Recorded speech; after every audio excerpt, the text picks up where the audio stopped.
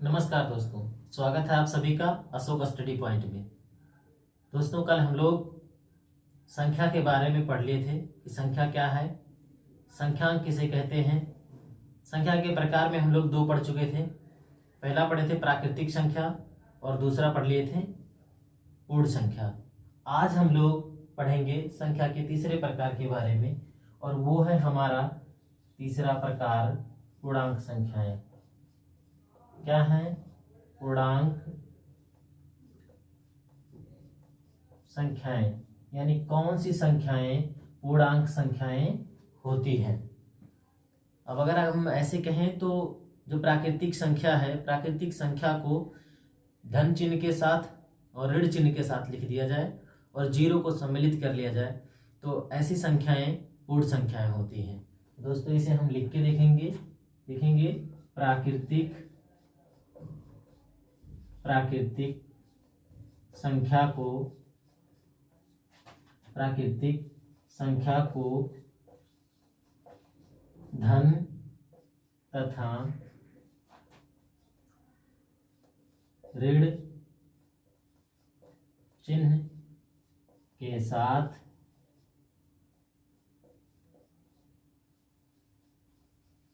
लिखकर तथा शून्य को सम्मिलित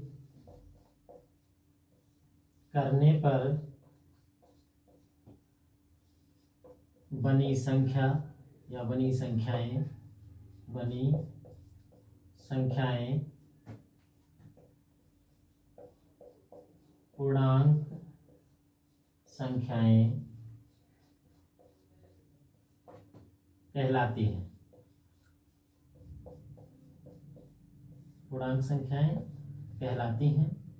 जैसे हम लोग क्या देखेंगे, कौन सी संख्या पूर्ण संख्या होती है। हमने कहा कि प्राकृतिक संख्या को धन चिन्ह के साथ या ऋण चिन्ह के साथ लिखने पर, यानी अगर ये जीरो मान लिया जाए और इसे हम इसके आगे ऐसे धन 1, धन 2, धन 3, यानी जब संख्याएं पॉजिटिव रहती तब उसके साथ धन चिन्ह नहीं लगाते, तभी हम लगा के दिखा दे रहे हैं कि धन चिन्ह लगा के फिर ऐसे डॉट डॉट आगे इनफाइनाइट तक प्लस में, और ऐसे शून्य से जो छोटी संख्या होती है जैसे 1, -1, -2, -3, -4, -5, ऐसे डॉट डॉट माइनस इनफाइनाइट तक, यानी जितनी भी प्राकृतिक संख्याएं होती हैं उसके ऋणात्मक मान से लेकर धनात्मक मान तक के सभी चीजों को हम क्या कहते हैं, सभी संख्याओं को पूर्णांक संख्याएं कहलाती हैं। और ये पूर्णांक संख्याएं दो प्रकार की होती हैं।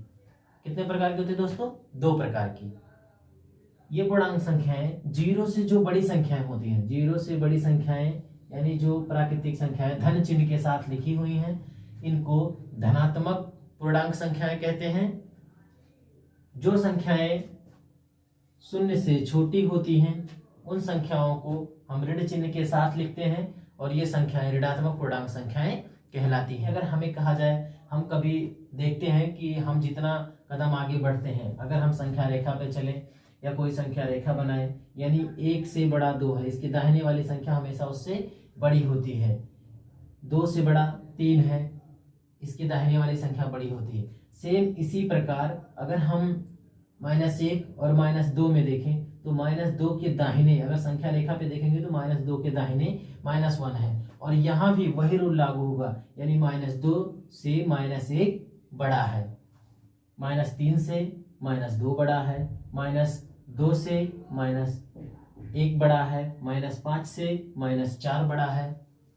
यानी अगर संख्या माइनस हो तो उस संख्या का, अगर संख्या देखा जाए उस संख्या में जो बड़ी संख्या होगी और उसके साथ माइनस का चिन्ह लगा दिया जाए, जैसे मान लीजिए अगर दोस्तों हम लोग लिख दें यहाँ 12 और यहाँ लिख दें 11, लेकिन अगर हम इसके साथ माइनस चिन्ह लगा दें, अभी तक अगर ये माइनस चिन्ह नहीं होते हैं, ये चिन्ह नहीं होते हैं, तो संख्या तो 11 नहीं, 11 छोटी है और 12 बड़ी है। लेकिन अगर हम यही माइनस चिन्ह लगा देते हैं इसके सामने, यानी ऋण का चिन्ह लगा देते हैं, तो जो संख्या बड़ी आपको नजर आ रही थी ऋण चिन्ह के बाद वो संख्या छोटी हो जाती है और जो छोटी संख्या नजर आ रही थी वो बड़ी।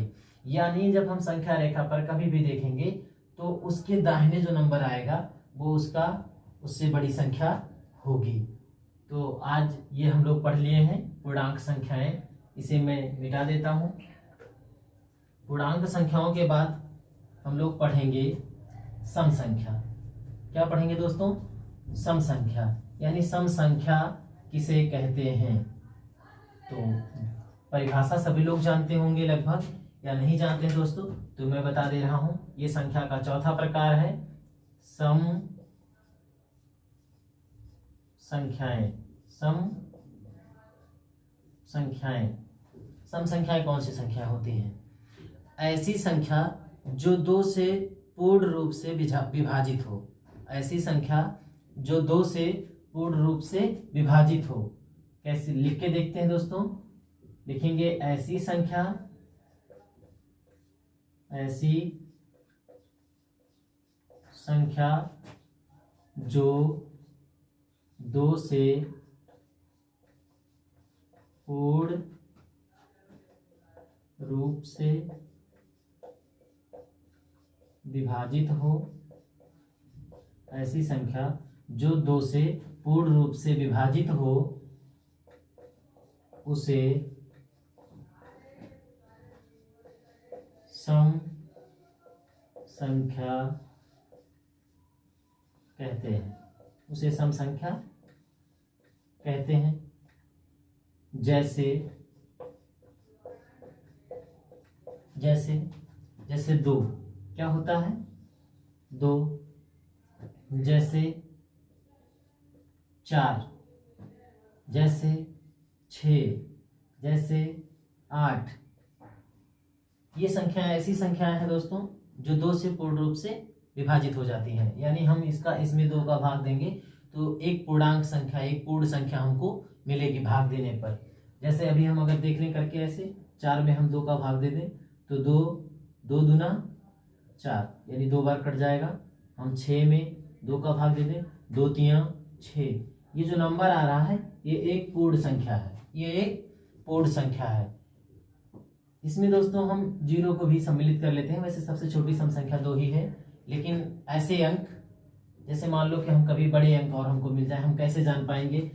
हम कैसे ये जान पाएंगे बड़े अंकों में कि ये सम संख्या है? तो मैं बता दूं आपको कि जिन अंकों के इकाई का अंक, जिन संख्याओं के इकाई का अंक 0 हो, जिन अंकों के या जिन संख्याओं के इकाई का अंक क्या हो? 0 हो, 2 हो, 4 हो, 6 हो और 8 हो। जिन संख्याओं के इकाई का अंक ये अंक आपको नजर आए वो संख्या सम संख्या होगी। जैसे मान लो आप लिख दिए ऐसे कि 12,380। अब हम इतनी बड़ी संख्या को कैसे जाने? देख करके ही कि ये सम संख्या है। जबकि हमने परिभाषा हमने तो लिखा है कि ऐसी संख्या जो 2 से पूर्ण रूप से विभाजित हो जाए। अब हम 2 से बार बार तो ऐसा है नहीं कि हम संख्याओं को भाग करके देंगे, तो हम कैसे जान पाए? तो ये एक विधि आपको बता दूं कि जिन संख्याओं के इकाई का अंक आपको ऐसे 2 आ जाए, 0 आ जाए, 4 आ जाए, 8 आ जाए, 6 आ जाए, वो संख्याएं क्या होती हैं? सम संख्याएं होती हैं। जैसे मैं बता दूं, अगर आप लिख रहे हैं 8,756, 8,756, तो ये संख्या इकाई का अंक क्या है इसमें? 6, यानी इकाई का अंक 6 है। तो ये संख्या किससे डिवाइड होगी? 2 से। एकदम श्योर है कि ये संख्या 2 से डिवाइड हो जाएगी और ये संख्या सम संख्या भी है। यानी ऐसी संख्याएं हम अगर जो संख्या हमको प्राप्त हुई है प्राकृतिक संख्या लें तो उसमें से हम एक अंक को छोड़े, यानी पहला अंक छोड़ के दूसरा अंक हमारा सम है, फिर तीसरे को छोड़ के चौथा अंक हमारा सम है। ऐसे हम तमाम संख्याएं इनफाइनाइट तक प्राप्त कर सकते हैं जो सम होती हैं। और अगर हम पहचानना चाहें बड़ी संख्या में तो उसके इकाई का अंक देख करके हम ये बता सकते हैं। तो अब दोस्तों हम लोग पढ़ेंगे विषम संख्याएं। क्या पढ़ेंगे? विषम संख्याएं। तो मैं इसे मिटा दे रहा हूं। पढ़ेंगे विषम संख्याएं।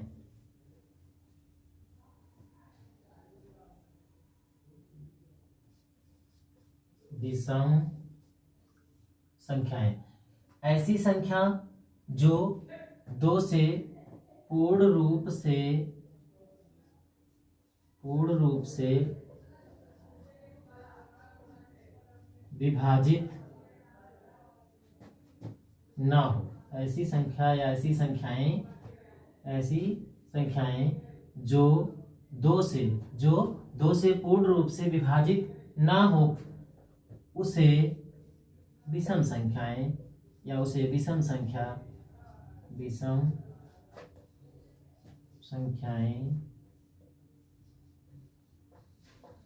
कहते हैं। विषम संख्याएं कहते हैं। जैसे दोस्तों 1 है 3 है 5 है 7 है 9 है 11 है। अभी हमने आपको बताया कि आप जो हमारी प्राकृतिक संख्या हमको प्राप्त होती है, जैसे मान लो कि हम लोग लिखते हैं 1 2 3 4 5 6 7 8 9 10 11 12 ऐसे गाड़े। तो हम इसमें से कहें कि अगर हम एक अंक को ऐसे लें और दूसरे को क्या करें, छोड़ दें, यानी हम एक अंक को लें और दूसरे को छोड़ दें, तो हमको क्या मिलती जाएंगी संख्याएं, विषम संख्याएं या सम संख्याएं। अगर हम पहली संख्या सम लेते हैं, यानी अगर हम पहला संख्या सम ले लें तो हमको सम सम मिलती जाएंगी एक एक को छोड़ने पर। और अगर हम पहला संख्या विषम ले लें तो एक एक अगर हम छोड़ के देखते हैं तो हमको विषम विषम संख्याएं मिलती जाती हैं इस तरह। तो दोस्तों अगर आप ढूंढ रहे हो कि कैसी संख्या कैसे हम लिखें, मान लो हम पहले 0 तक यानी 100 तक की संख्याओं को हम क्या करेंगे, लिख करके ऐसे अभ्यास करेंगे कि हम लिख लें 10 से 20 तक, 10 से 50 तक, ऐसे संख्याएं हम लिख करके क्या करेंगे, देखेंगे कि कौन सी संख्या सम में और कौन सी संख्या विषम में आती है। तो जब आप एक पहला नंबर सम उठा लें और उसके बाद एक अंक छोड़ें और दूसरे अंक को लिखते जाएं, एक अंक को छोड़े दूसरे अंक को लिखते जाएं, तो आपको सम संख्याएं मिलेंगी। और अगर आप पहली संख्या विषम लेते हैं तो एक अंक को छोड़ें और दूसरे को लिखते जाएं तो आपको विषम अंक प्राप्त हो जाएगा। तो हम लोग पढ़ लिए विषम संख्याएं, और हमने कहा कि ऐसी संख्या जो 2 से पूर्ण रूप से विभाजित ना हो। जैसे हम 3 में अगर 2 का भाग दे दें, अब इस तरह अगर नहीं समझ में आए तो मैं दोस्तों ऐसे आपको करके दिखा दे रहा हूँ भाग वाली विधि से, कि हम 2 एकम 2, यहाँ 1 आ गया। अब ये 1 इससे छोटा है, 1 जो है ये 2 से छोटा है, यानी इसमें अब इससे भाग पूर्ण रूप से नहीं जा रहा। अगर आप करना चाहते हैं तो आप दशमलव लगा करके दोस्तों आगे भाग कर सकते हैं। तो हमने कहा है कि एक पूर्ण संख्या प्राप्त हो, यानी एक पूरा अंक प्राप्त हो, हम दशमलव के बाद उस डिजिट का प्रयोग नहीं करेंगे। यानी 0.5 का मतलब होता है आधा, यानी हमको आधा ना मिले। तो ऐसी संख्याएं जो 2 से पूर्ण रूप से विभाजित हो जाती हैं उनको हम सम संख्याएं, और जो पूर्ण रूप से विभाजित नहीं होती हैं उनको हम विषम संख्याएं कहते हैं। तो इसे भी मैं मिटा दे रहा हूं मैं, और अब हम पढ़ेंगे भाज्य संख्याएं। क्या पढ़ेंगे दोस्तों, भाज्य संख्याएं या भाज्य संख्या। क्या पढ़ेंगे, भाज्य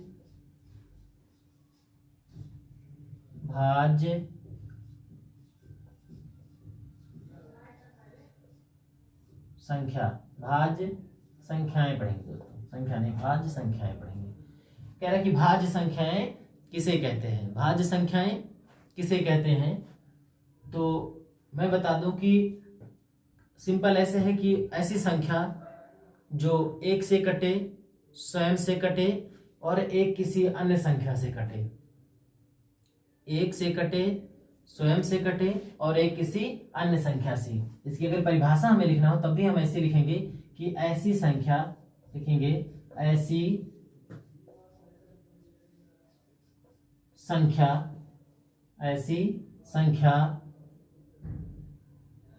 जो स्वयं से कटे, स्वयं से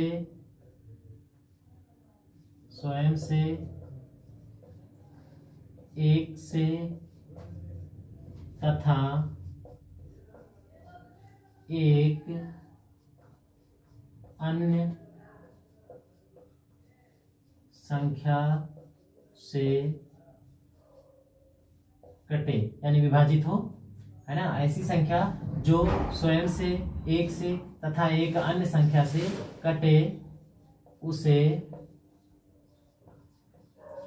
सम संख्या या सम संख्याएं कहेंगे, सम संख्याएं कहेंगे। एक दूसरा परिभाषा कि ऐसी संख्या जिसके कम से कम 3 गुणनखंड हो। क्या हो? ऐसी संख्या जिसके कम से कम 3 गुणनखंड हो उसे हम सम संख्या कहेंगे। अब हम देखते हैं दोस्तों, जैसे अगर हम सम संख्या के उदाहरण देखें, जैसे मान लीजिए कि अगर हम किस संख्या को लें, अब अगर हम 1 को लेते हैं तो 1 से कट जाएगा तो स्वयं हो गया। बाकी ये क्या हो रहा है, किसी अन्य संख्या से नहीं कट रहा है, ना ही अब 1 तो 1 के लिए हो गया तो स्वयं के लिए हो गया। दूसरा देखेंगे 2 से, यानी 2 जो है ये 1 से कट जाएगा और 2 से कट जाएगा। इसके बाद हम देखते हैं दोस्तों 3 लेते हैं, 3 1 से कट जाएगा और स्वयं से कट जाएगा, ये 2 से भी नहीं कटेगा। फिर दोस्तों हम जाके 4 लेते हैं, तो 4 पे क्या होता है कि ये 4 स्वयं से कटेगा, यानी 4 को 4 से डिवाइड करें तो कट जाएगा। फिर 4 को हम 1 से डिवाइड करेंगे तो भी कट जाएगा, और 4 को हम 2 से डिवाइड करेंगे तो भी कट जाएगा। यानी दोस्तों अगर हम ये कहें कि सबसे छोटी भाज्य संख्या क्या है, सबसे छोटी भाज्य संख्या क्या है, तो सबसे छोटी भाज्य संख्या है 4। क्या है? 4। और अगर हम ऐसे आगे, अब तो जो भी संख्याएं आएंगी, जैसे मान लीजिए कि आप 5 लेते हैं तो 5 क्या होगा, 5 1 से कटेगा और स्वयं से कटेगा, यानी ये भी भाज्य नहीं है, ये भी भाज्य नहीं, ये भी नहीं और ये भी नहीं। अब अगर आ जाए 6, क्या आ जाए 6, तो देखिए 6 स्वयं से कटेगा, 1 से कटेगा और 2 से कटेगा। यानी दोस्तों ऐसी संख्याएं जिनके, अब मैंने कहा कि 3 गुणनखंड हो, देखिए 4 जो है ये 4 से कट रहा है, फिर ये 2 से कट रहा है और फिर ये 1 से कट रहा है, यानी इसके 3 गुणनखंड हैं। कितने गुणनखंड हैं? 3। तो मैंने कहा कि कम से कम 3 गुणनखंड वाली संख्याएं क्या होती हैं, भाज्य संख्याएं होती हैं। तो उम्मीद है दोस्तों कि आप लोग ये चीज अच्छे से सीख लिए होंगे कि भाज्य संख्या क्या होती है या भाज्य संख्याएं किसे कहते हैं। अब हम लोग पढ़ेंगे अभाज्य संख्याएं। क्या पढ़ेंगे? अभाज्य संख्याएं। अभाज्य संख्याएं, ये है हमारा 7वां नंबर,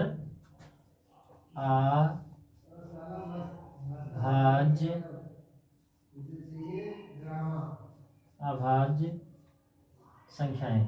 अभाज्य संख्याएं कौन सी संख्या होती हैं? ऐसी संख्या जो स्वयं से कटे और 1 से कटे, ऐसी संख्या जो सिर्फ 1 से और स्वयं से कटे, उन संख्याओं को हम अभाज्य संख्याएं कहते हैं। यानी इसकी अगर परिभाषा लिखनी हो तो लिख देंगे कि ऐसी संख्या या ऐसी संख्याएं जो केवल